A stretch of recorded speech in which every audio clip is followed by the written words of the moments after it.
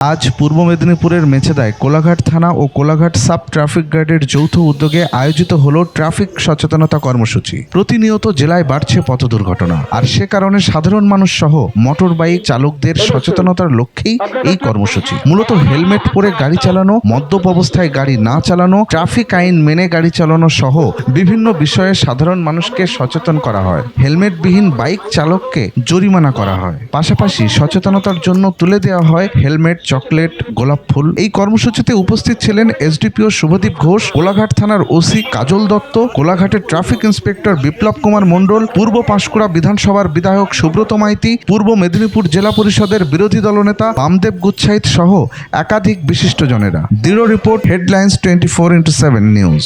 আজ সকাল থেকে আমরা আরো কর্মসূচি নিয়েছি।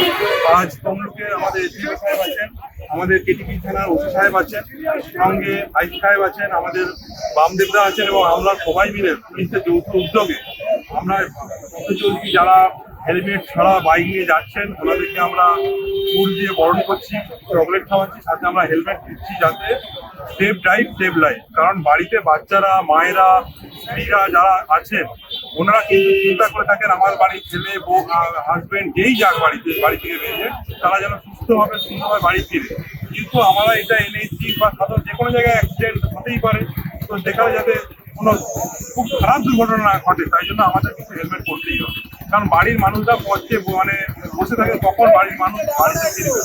এই উদ্যোগ যারা নিয়েছেন, আমাদের পুলিশ অফিসাররা নিয়েছেন, এই জন্য আমি ওনাদের কাছে চিরকৃতজ্ঞ এবং ওনাদেরকে শুভেচ্ছা জানাচ্ছি এই সুন্দর উদ্যোগের জন্য। আমি সঙ্গে থাকতে পেরেছি এবং বামদেবদাকে নিয়ে থাকতে পেরেছি, তাই জন্য আমি বলছি।